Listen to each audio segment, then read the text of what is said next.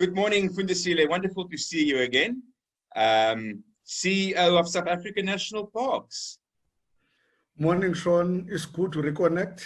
Good to see you after so many years. So Fundisile, you've got 25 years experience in biodiversity, in environment management. You're managing South African National Parks. That's 40,000 square kilometers of protected area. It's about the size of a whole of Switzerland. What's your role of tourism in your overall conservation estate and revenue model? We, as you know, Shaun, conservation is underfunded. This is why now we need to look at other options.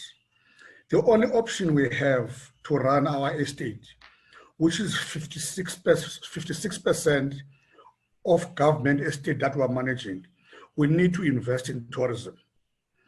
Nature-based tourism is the way to go. Given issues of climate change, given issues of the economy that is crashing, tourism is the alternative. Therefore, is an alternative to assist governments for inclusive growth in tourism, to make sure that there are issues of community participation, there are issues of private sector investment. We work well with private sector. We have more than 54 concession opportunities in our national parks. Therefore, we have about 20% of our revenue coming from the private sector. Therefore, tourism is very, very important to run a stable system of national parks. What percentage of your revenue comes from government, and how much do you get from the private sector in tourism? From government, we are only getting an operational budget of only 20%. 80% is self-generated. Now with the concessions, we get 20% of our tourism business from the concessions I mentioned earlier. And how did COVID-19 and the slowdown and the lockdown impact your overall revenue model, and how are you dealing with that? Level 5 was a complete shutdown of tourism. Level 4, there was nothing. At level 3, we started for the self-drive, interprovincial. Now at level 4, we've opened our tourism accommodation at 50%. I looked at the figures yesterday. We only for now generated only 25 million. Therefore, we're affected by this thing.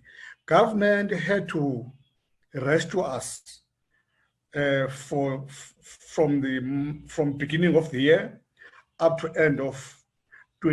March 2021. But what I foresee for the next 3 years, we won't recover fully.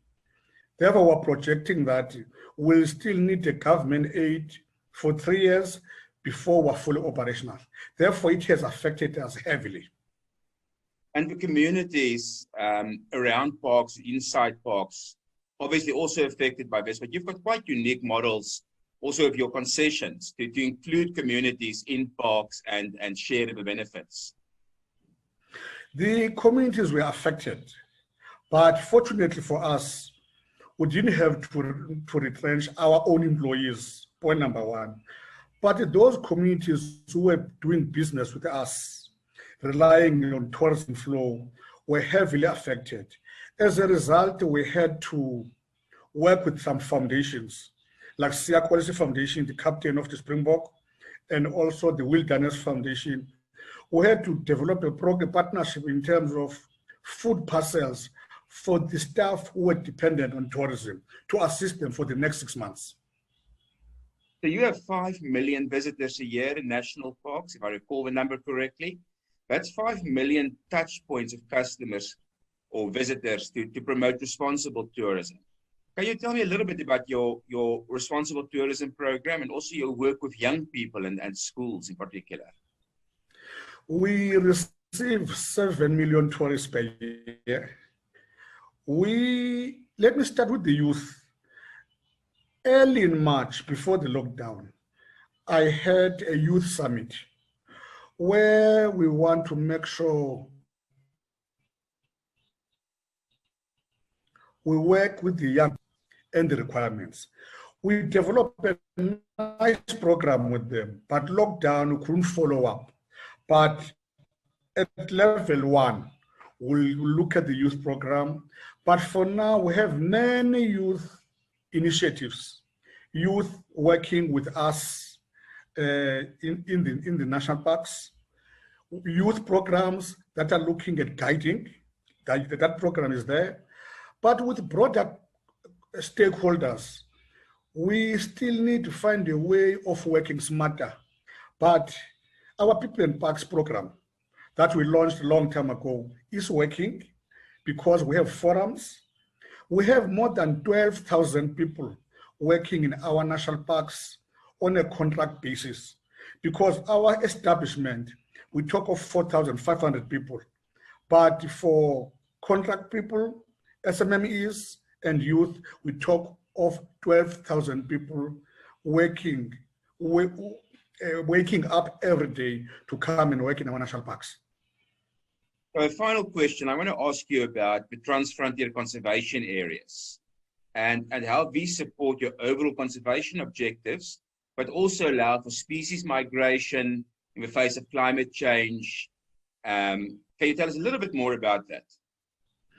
We, as you know, we work with 7 frontline states that we share borders.